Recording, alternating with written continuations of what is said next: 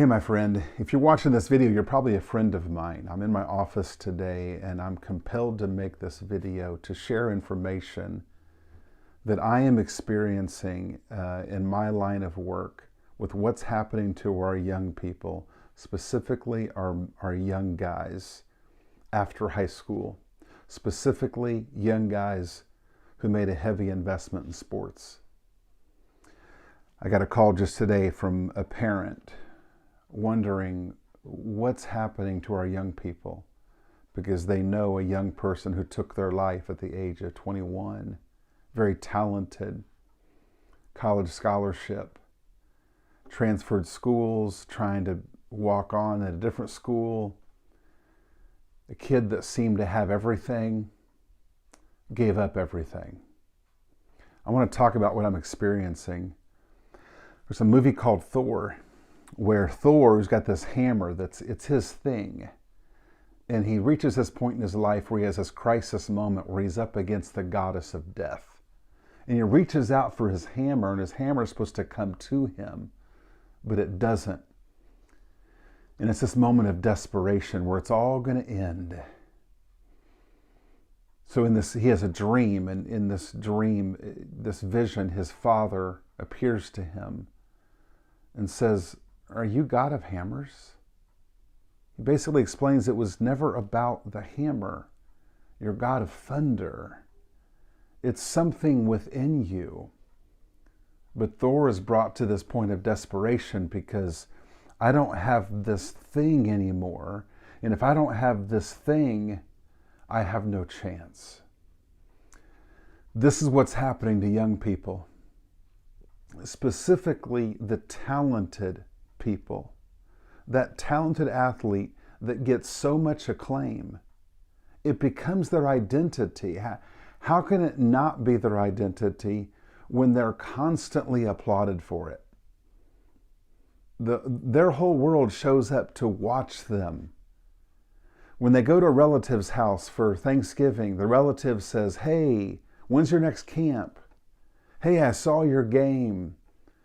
Hey, you're scoring 20 points a game." Everything's about the sport. And they go to their school and their classmates, they look at them, they identify them by what they do. You're the ball player. It's how they're seen. It's the only conversation they know how to talk about. And then within the schools, we do things to continually celebrate it. And I'm not saying it's wrong to celebrate it, but as leaders developing young people, we have to realize that with kids, what we celebrate can become their identity. And a false identity is a trap. And so when a young person swings a heavy hammer of talent, whatever the talent is, it's not just sports. It can be something musical. It can be even academics, like this is my thing. And at some point, it's going to disappear. It's just going to be gone. It'll be as if it never existed. For the student that was the super student, like, wow, straight A's, you're the most brilliant person on the planet. At some point in their life, after high school or after college, the whole world's going to be like, yeah, we don't care. And their hammer's gone. For that athlete that after high school or somewhere in college, or even if they go on to play professional ball, at some point in their life, the hammer is gone. And the desperation of losing what you feel like was the only thing that mattered about you can bring someone to a crushing crisis in life. I spoke to a young man at a gas station a couple months ago. He was just a normal high school basketball player. He wasn't very good, played a little bit, but he said to me, "You know, when I played basketball, it gave me a rush. It gave me an adrenaline, a feeling." He said, "When basketball stopped, nothing gave me that feeling." But then he said this, "Adderall did. Adderall gave me that feeling." You see, a false identity is a horrible trap for the human. And with our young people, with sports specifically, it's happening. And the people who are most set up for the biggest trap with this are the ones that are the most talented. Now, this is not just bad news. It's just news.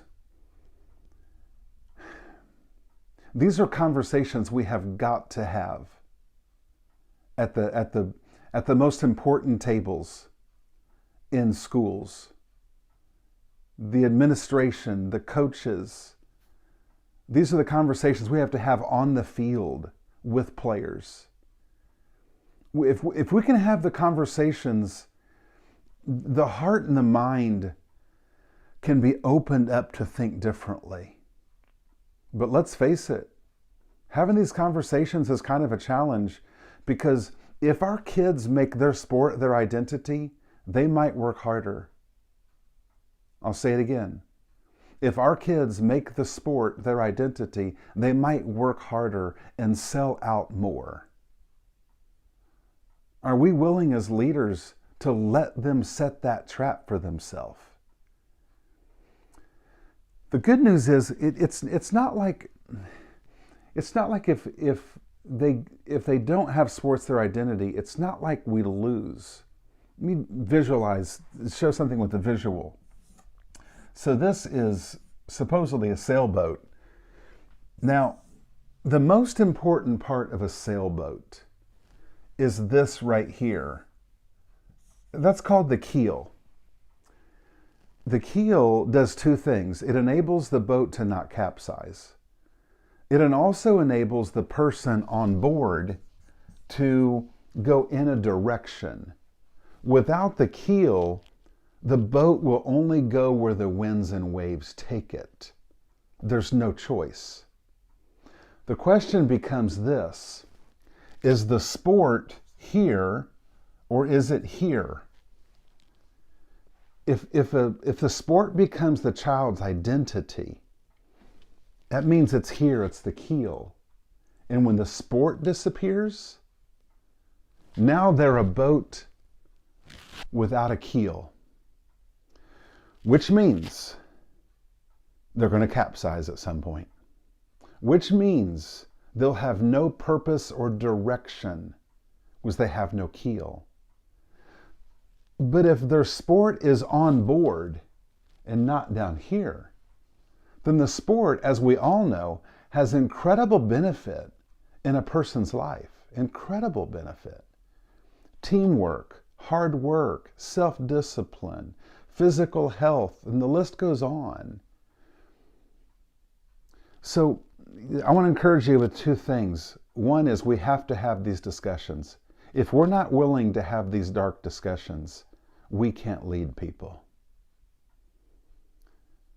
Coaching staffs, administrators must be having these discussions behind closed doors. And then we must learn how to have these conversations with the young people. You know, I think it's interesting throughout history. I think back to even like the 27 Yankees that I heard about, you know, where Babe Ruth goes to the hospital to visit ailing children. And it's kind of been a thing throughout history of professional sports teams going and doing things like that. I think there's a reason for that. I think it's because doing things like that gives the human a chance to keep their heart in the right place, to keep a balance. That is a second thing that we can do as leaders, other than the conversations, is we can expose them to experiences that help them keep in proper perspective that sport, that activity that they do. I made this video because I had to. Because I care about my friends that are on the front lines with young people. We have a chance to dramatically impact the lives of young people. We're preparing them for their future. But if you're dealing with high schoolers, I just wanted you to know what's happening after high school. And we can tweak some things. That's not very hard. We can tweak some things to help our young people thrive in a healthy way so that they're also prepared to thrive as an adult.